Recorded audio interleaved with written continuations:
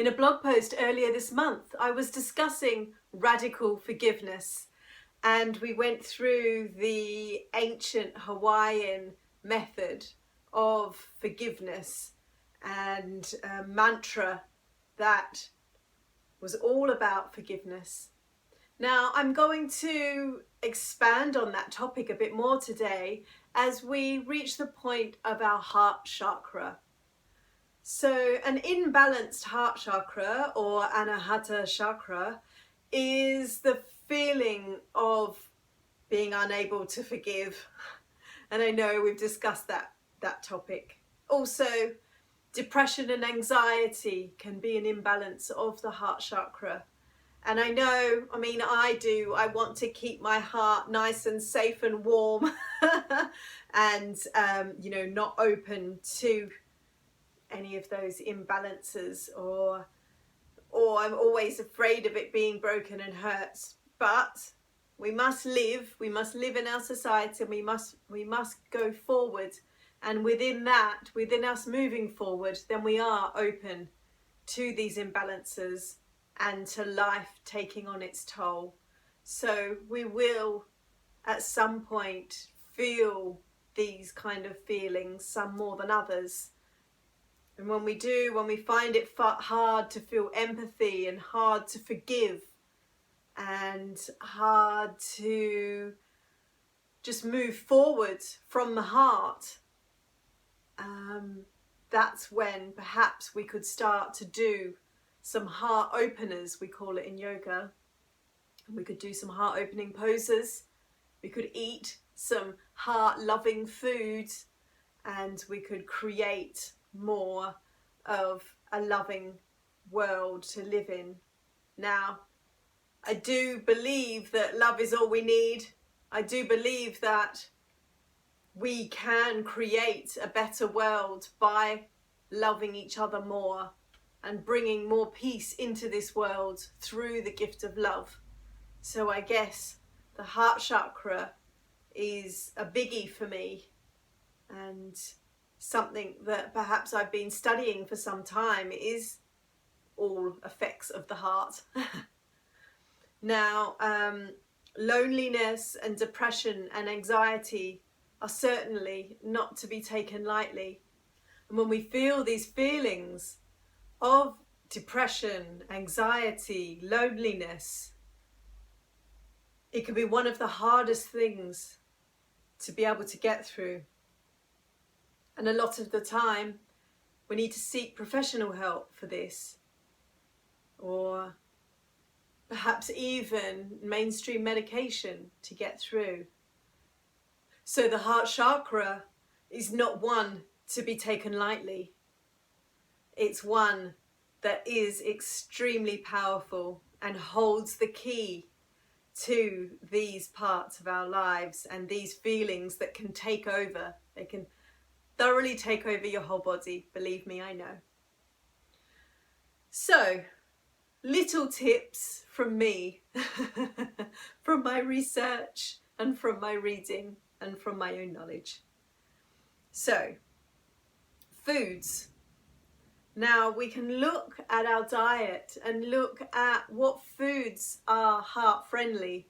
Now, I would think on a kind of feeling of, feelings of the heart and heartbreak, I just want to have dark chocolate and drink hot chocolate, or all of those sort of warming, like nourishing, lovely yum. But actually, heart chakra foods are a lot from the green food group. So we're looking at kale smoothies and celery and broccoli and green pears and artichokes and apples, avocados. Now, avocados are amazing heart chakra foods.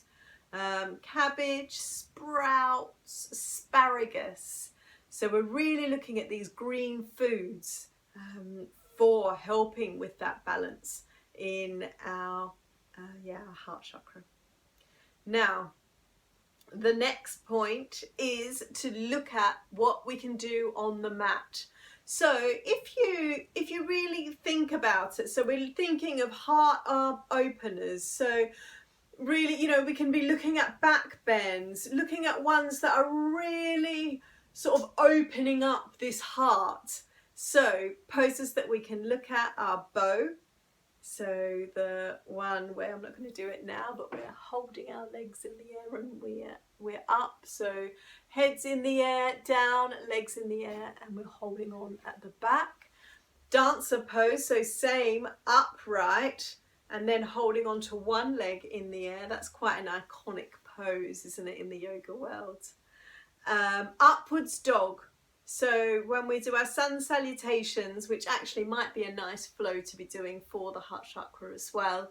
But yeah, our up dog and the cobra. So cobra, which then leads into upward dog once we're feeling a bit more open. You can start with cobra and then move into upward dog.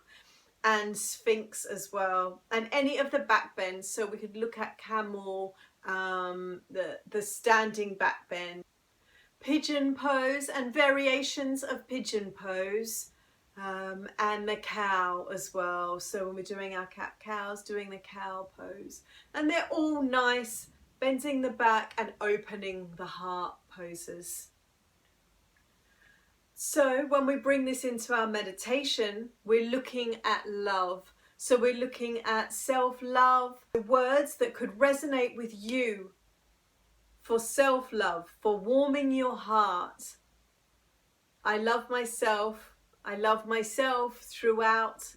And at the end of the day, the more that we can love ourselves and the more that we can radiate that love, then the more that we're inviting love into our world too. Now the Anāhata chakra is an air point. We are looking at the air, that we can be outdoors, anything that circulates air into your flow. And the mantra is YAM, so it's Y-A-M. So again, we could be open for this one. I think that the heart chakra is a nice open one. We can breathe in. Once we're at the top, then we're ready for our YAM. So together, YAM.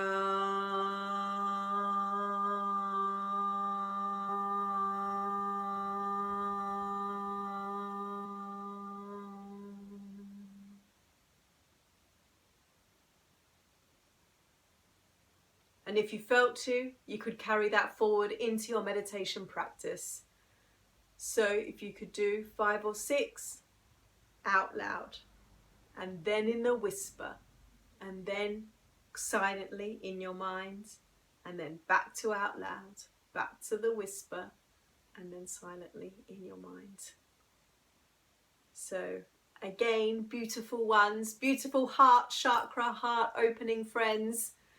Let's take this into our practice. If you feel that you could use some balancing for your heart chakra, I know that I could.